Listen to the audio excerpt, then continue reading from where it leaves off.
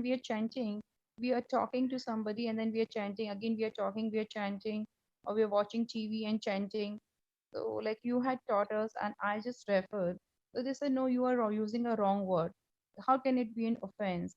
So I said, no, this is the thing I have learned from my Diksha gurus, and they have told me like that. So they said, no, no, this is wrong. You can, taking God's name cannot be an offense. And I said, okay, fine. This is my understanding. Then I'm sorry if I hurt you. And I just kept quiet then. So if we chant and it is said that there are 10 offenses against the chanting of the holy names that we must avoid. But then there is an 11th offense, which is considered to be the root cause of all these 10 offenses. And in the morning, we chant the 10 offenses, and at the end of that, we say it is also an offense to be inattentive while chanting. It's, of course, part of the 10th offense itself. Yes. So the root cause of all offenses is inattentive chanting. So if someone is chanting and talking, chanting and listening, they are inattentively chanting because our mind cannot focus on two places. And it's difficult when it's focusing on one to move it to another and then quickly move back. And, those who are great souls, the great sadhus, they may be able to do that, but we are not at that stage as practicing sadhakas. So we should make sure that we are not inattentively chanting, because that inattentive chanting itself is an offense towards chanting of the holy name. And if we make someone aware of that, that is not wrong. That is not an offense. Yes, the Lord's holy name is very pure, and the holy name will never be contaminated because it's pure. But our consciousness could be contaminated because it's prone to that contamination and offense. So one thing that Srila Prabhupada says in this regard, in this particular context, is that Srila Prabhupada says that, when we go to school in our chemistry lab, there are certain procedures of getting the equation right. Certain chemical reactions, you combine this plus this, and then you'll get this. If you don't do this, then you get a different thing. You'll have a blow up in the chemistry lab.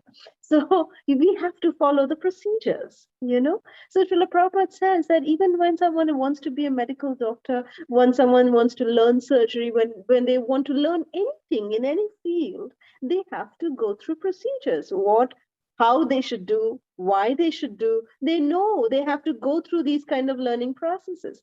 But then when it comes to spirituality, Srila Prabhupada says that, everyone thinks that they have their own way, to do it. And that way is the perfect way.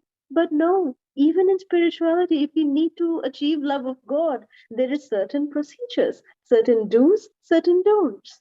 But at the same time, Srila Prabhupada also says that holy name of Krishna is like fire.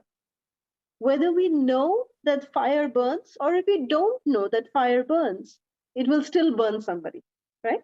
But at the same time, if we know what the properties of fire are, then we will take caution. We will be cautious that, I should not touch fire, then I will get myself burnt, So fire will not discriminate, but if we know what we are doing, if we know how we are supposed to do things, then the resultant reaction comes faster. So when we do offenseless chanting, this is not what we are saying. This is directly what is said in the Shastra. What is offensive chanting? How is it offensive chanting? We think that, whatever we do in regards of Krishna, that is our bhakti, our devotion, and it is between me and Krishna, and no one can interfere in that. Yes, that is true. No one can interfere in that. But then the result that we get out of that is totally dependent on Krishna. Because Krishna will see, you've chanted like this, so this is the result you'll get. Because Krishna says in the Bhagavad Gita, Ye yatha mam prapadyante tam sathaiva bhajamyaham. As all surrender unto me, I reward them accordingly. So if we are surrendering only 20% to Krishna's holy names, if we are just only 20% listening to Krishna and 80% listening to something else, We'll get the result for 20%, but we will get the result for 20%. So as much as we go towards Krishna, as much as what we do following the process, we get that much. That is simple, uh, you know, procedures. When we come to spiritual life, we think that we have the copyright of doing what we want the way we want. No, it's not like that. Spiritual life is also university, and we need to educate ourselves how to achieve proper love of God. How do we follow in procedures where we can actually achieve, pure love of God?